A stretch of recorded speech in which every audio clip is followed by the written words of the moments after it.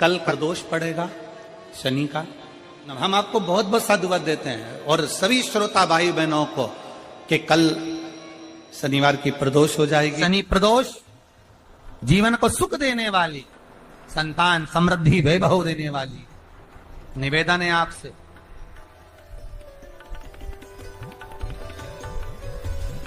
सूर्य अस्त का समय हो, प्रदोष का समय, प्रदोष काल, शाम के समय पर कटोरी में सरसों का तेल ले लीजिए। शंकर के शिवलिंग पर किसी मंदिर में जाकर सरसों का तेल शिव पर चढ़ा। तेल चढ़ते समय शंकर के शिवलिंग पर त्रिपुंड बना दें।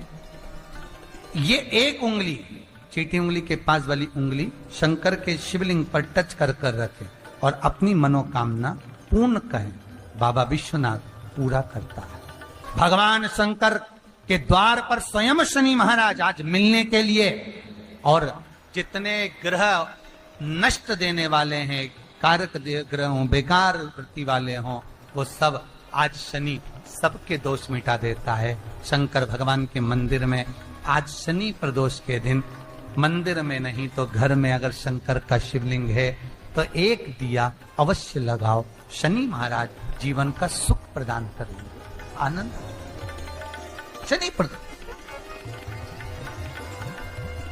मान लो कोई व्यक्ति पैसे खाकर चले गया, नहीं दे रहा है, तो शास्त्र कह रहा है भगवान शंकर के मंदिर में शमी का पत्र, शमी का पत्ता, शमी पत्र, शंकर के मंदिर में काली तिल्ली के साथ में शमी पत्र, शनि प्रदोष सुख का दिन।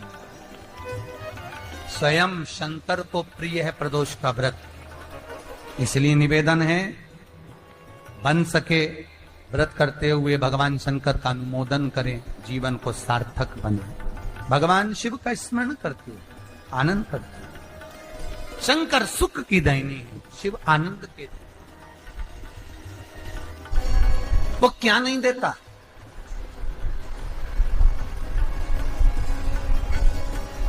क्या नहीं देता?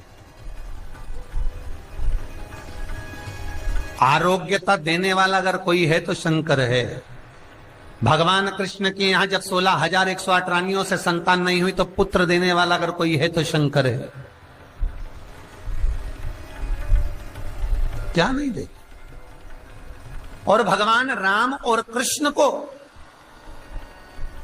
यदि परम धाम जाना भी है, राम और कृष्ण को अगर परम धाम की ओर जाना भी है और उनको अब कहना है कि अब तुम्हें प्राण छोड़ना पड़ेगा, तो मृत्यु का निमंत्रण देने वाला भी शंकर ही है, शिव, कोई दूसरा नहीं। मृत्यु का निमंत्रण देने वाला भी शंकर। 26 प्रदोष का फल एक क्षण में प्राप्त हो जाता है, क्षण में। तब कहा जिस दिन प्रदोष का दिन हो, 26 प्रदोष में से कोई भी प्रदोष का दिन हो और प्रदोष काल में आप अपने घर से जल और एक हाथ में घी का भरा हुआ दीप, प्रदोष का दिन हो और प्रदोष काल में आप अपने घर से जल और एक हाथ में घी का भरा हुआ दीप लेकर जिस दिन शंकर के मंदिर में जाते हो, शंकर को जल चढ़ाकर हाथ का स्पर्श जलाधारी पर कर कर शिव मंदिर में दीप प्रज्वलित कर देते हो, 26 प्रदोष का पुण्य फल उसी क्षण प्राप्त हो। 26 प्रदोष का फल एक ही दिन में, एक ही क्षण में प्राप्त हो जाता है। 26 प्रदोष। शमी की जो पत्ती होती है,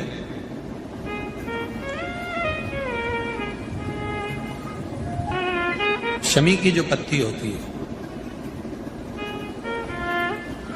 एक पत्ती में जितनी पत्तियां लगी होती हैं और एक पत्ती के अंदर, जरा ध्यान देंगे, जैसे इस पत्ती में ढेर सारी पत्तियां लगी हुई है, पत्ती में से भी एक पत्ती तोड़ोगे और एक पत्ती तोड़ने पर उस पत्ती को भी अगर गिनोगे तो उसमें बहुत सारी पत्तियां होती हैं।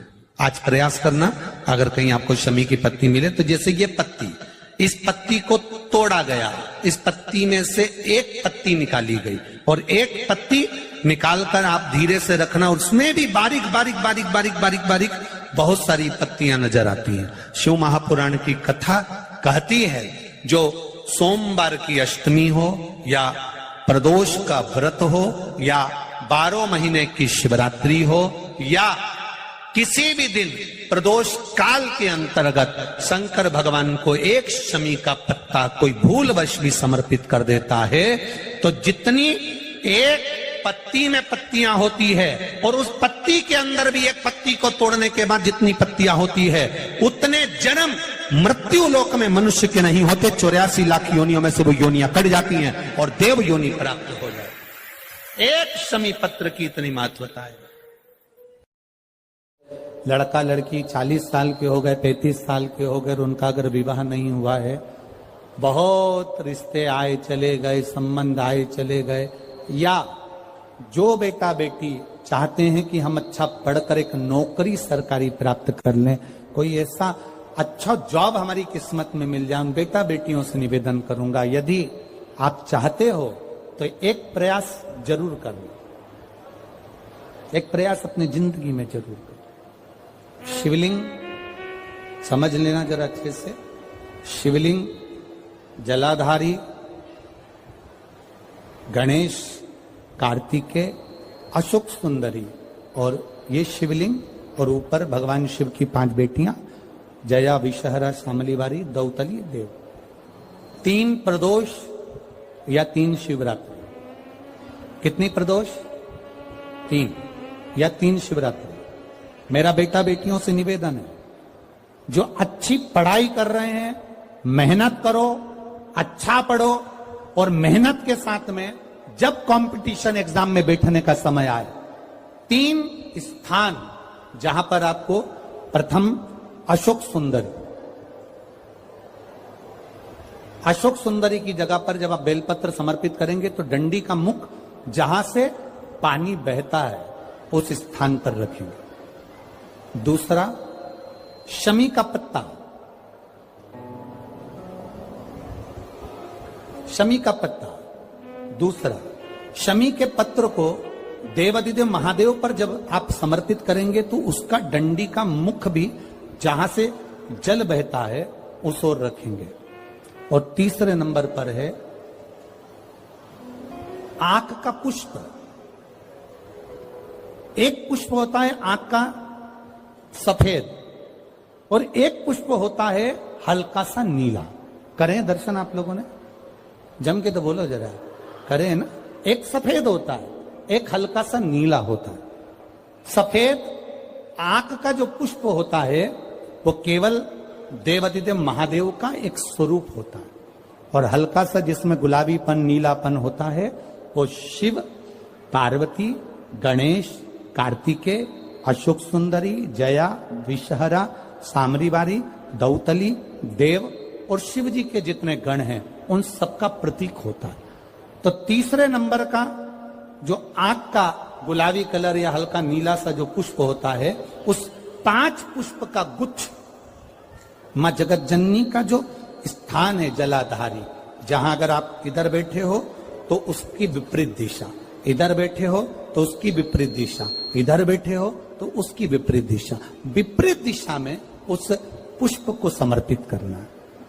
अच्छी पढ़ाई करो, अच्छी मेहनत करो, और मेहनत के साथ में जब कंपटीशन एग्जाम के लिए जा रहे हो उस जगह पर सीए की पढ़ाई भी कर रहे हो, चाहे किसी भी पढ़ाई में लगे हो, मेहनत के साथ में बाबा देवादिदेव महादेव को 3 प्रदोष या 3 शिवरात्रि आप दिल से बाबा को समर्पित कर कर, बाबा से प्रार्थना कर कर अशोक सुंदरी पर चढ़ाई हुई बेलपत्र को वापिस लेकर आइए। जिस विद्या स्थल पर आप पढ़ाई करते हो, जिस कमरे में आप रहते हो, वहां उस बेलपत्र को 3 प्रदोष की या 3 शिवरात्रि की बेलपत्र रखिए। जिस समय बाबा आपकी नौकरी लगा दे ये 3 बेलपत्र एक साथ किसी भी प्रदोष पर शिव जी को समर्पित करिए। ये शिव तत्व है। आप मेहनत करें, खूब मेहनत करें, कंपटीशन एग्जाम के लिए जितनी कोचिंग कर सकते करो, मेहनत करना उतना करो, जितना करते हो उससे 4 गुना ज्यादा करो, और उसके साथ में देवादिदेव महादेव से नंदीश्वर शिव महापुराण से एक बात सीख कर जाइएगा। अगर आपको लग रहा है कि दुख समाप्ति नहीं हो रहे, एक बीमारी से उठे दूसरी बीमारी में लग गए, फिर कोई दुख आ गया, फिर कोई दुख आ गया, फिर कोई तकलीफ आ गई, फिर कोई तकलीफ आ गई, बार बार आपको लग रहा है कि दुख पीछा ही नहीं छोड़ रहा, तो नंदीश्वर शिव महापुराण की कथा आपको कह रही है, प्रदोष के दिन, प्रदोष काल में 2 जगह दिए लगाना प्रारंभ कर दो। पहला, बेलपत्री के वृक्ष के नीचे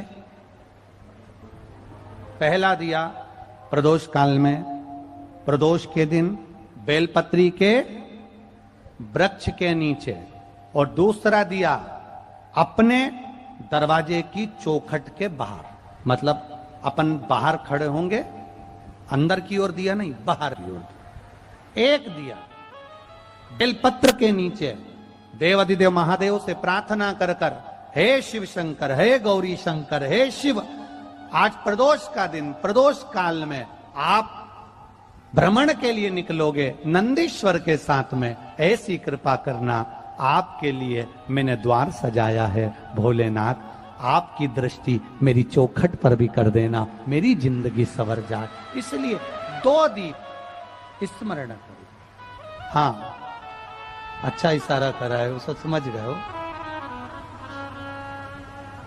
जिस दिए को आप लगाओगे प्रदोष के दिन, प्रदोष काल में, एक दिया बेलपत्री के वृक्ष के नीचे लगाया है, और दूसरा दिया जब आप घर में प्रवेश करोगे तो राइट हैंड पर ही लगाएं। कौन से हैंड पर लगाएं?